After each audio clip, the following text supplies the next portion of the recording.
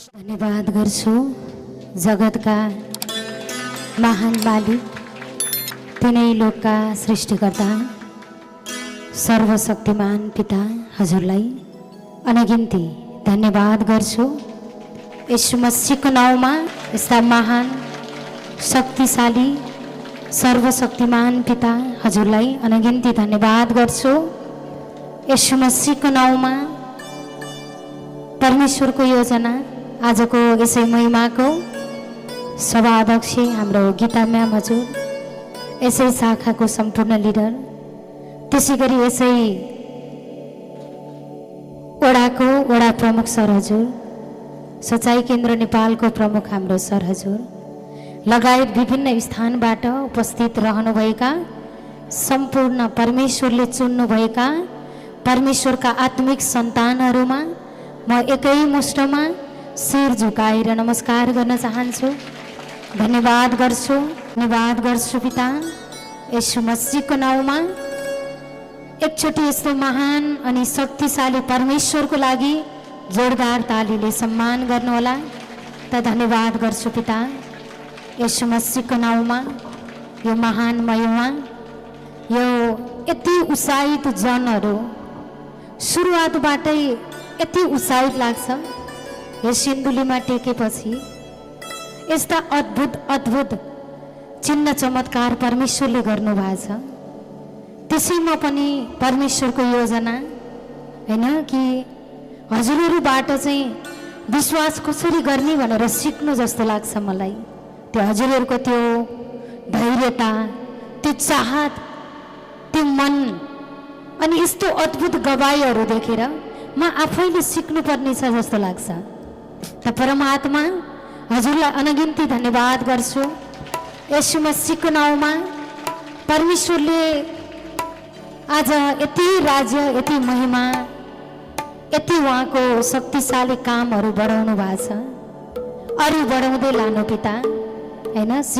सिन्धुली जिल्लालाई आज परमेश्वरले हेर्दाखेरि पाखा पहाड अनि घरहरू पनि खासै देखिँदैन, तर जनको यति भिड देख्दा अचम्म लाग्छ मलाई।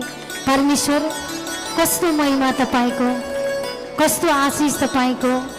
सहर बजारमा कति धेरै सुविधा हुँदा पनि प्राय कति ठाउँमा जनहरू बढेकै हुनुहुन्न, तर यति अलग अलग ठाउँमा भएर पनि यति ठुलो जनको भिड, सबैलाई बुझ्ने मन, जातीय विभेदलाई अन्त्य गरेको, धार्मिक विभेदलाई अन्त्य गरेको यस्तो यस्तो आत्मिक मन देख्दा परमात्मा म त यति खुसी छु भने हजुर कति खुसी हुनुहोला।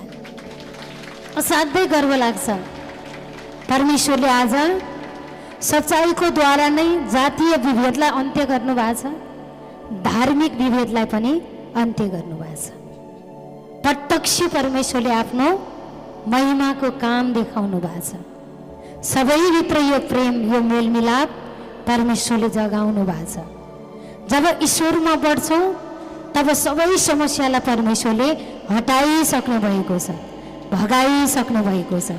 धन्यवाद पिता, भइसक्यो। कति छिटो, कति सजिलो, कति आनन्द, कति सुख। परमेश्वरले यस्तो मार्ग तपाईँ हाम्रो लागि जीवित मार्ग खोलिदिनु भयो, जिउँदो मार्ग खोलिदिनु भयो। धर्मबाट, कर्मबाट, संसारको चिज वस्तुबाट उपकार र उद्धार भएन भनेर परमेश्वरले आफ्नो नयाँ अनि जीवित मार्ग, जीवित बाटो खोलिदिनु भयो, जसको कारण आज हामी मरेका लत्रेकाहरू पनि सबै जीवित भएर परमेश्वरको जय जयकार गर्ने योग्य परमेश्वरले बनाइसक्नु भएको छ। धन्यवाद पिता। अरू चाहत, अरू सही मन, सही बुद्धि, सही चेतना तपाईँको तर्फबाट चल्ने मन बुद्धि सबैभित्र हालिसक्नु भएको छ, सबलाई दिइसक्नु भएको छ। धन्यवाद परमेश्वर, भइसकेको छ। कहिले कहिले समस्या, बाधा, रुकावट देखाउँछ। हिजो राज गरेर बसेको त्यो शैतानले, त्यो भूतात्माले देखाउँछ, तर त्यति बेला जान्नु जसरी सुनलाई पनि जब खार्छौँ नि, जब आगोमा हाल्छौँ नि, तब सुनमा भएको अशुद्ध पदार्थ, खराबी पदार्थलाई सुनले जलाइदिन्छ, के अरे आगोले जलाइदिन्छ, तर सुनलाई भने उसले जलाउन सक्दैन। झन् बढी त्यो आगोमा परेपछि सुन टलकदार चमकदार भएर निस्किन्छ।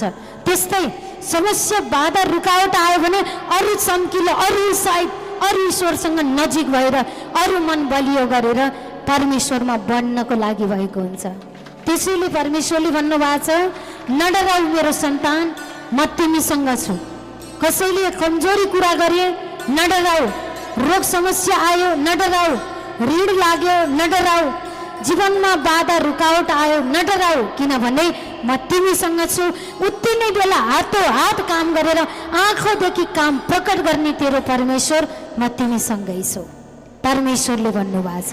त्यसैले धन्यवाद गर्छु परमात्मा पिता यीशु मसीहको नाउँमा। संसारमा त आउँदा पनि खाली, जाँदा पनि खाली,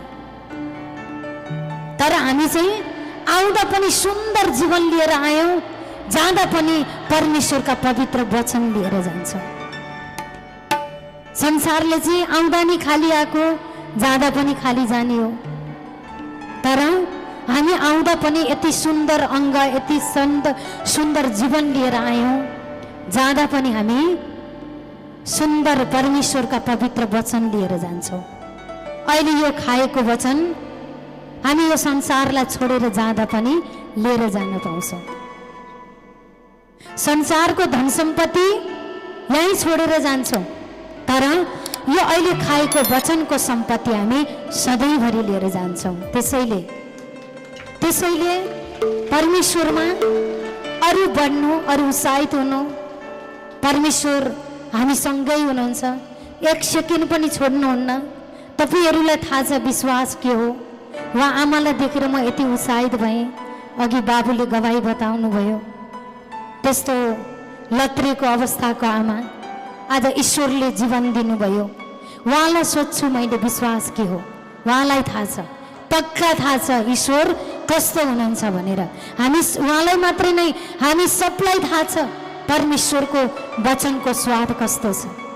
नचाखेकाहरूले विरोध गर्नुहुन्छ, गर्न दिनु, दुःखका पोको बोकेर बस्नु भएको छ। विरोध गर्नेहरूमा दुःखको पोको छ, तर महिमा गर्ने परमेश्वरका सन्तानमा परमेश्वरका गवाईका पोको छ, महिमाको पोको छ, आशिषको पोको छ। त्यसैले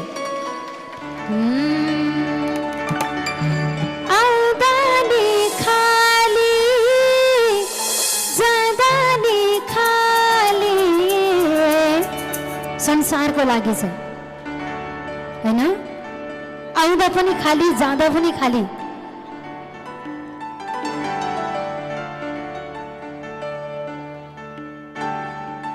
हैन, त्यसैले संसारको लागि चाहिँ आउँदा नि खाली, जाँदा नि खाली, तर हाम्रो लागि के छ त परमेश्वरको महिमाले भरिपूर्ण छौँ हामी हैन। त्यसैले आउँदा नि खाली, जाँदा नि खाली,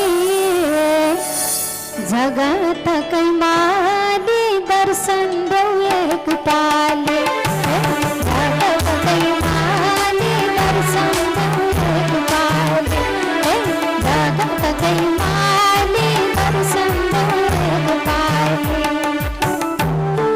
दर्शन देऊ भन्नुभएको छ, हामीले पाइसक्यौँ, भेटिसक्यौँ, सँगै हुनुहुन्छ। सँगै हुँदा नै भेट्नु, सँगै हुँदा नै उहाँका लाभहरू, उहाँको तर्फका फाइदा लिनु। ढोका बन्द भएपछि ढकढकाउन भन्दा ढोका खोलेकै बेलामा आवत जावत गर्नु, फाइदामा रहनुहुन्छ। यो फाइदाको जीवन ईश्वरबाट उपलब्ध भएको छ होइन त हजुर?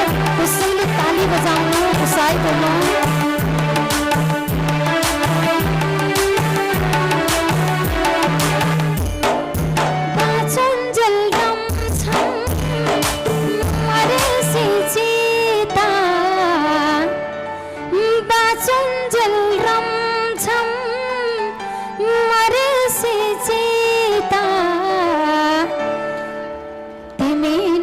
पिता कोही छैन म सीता,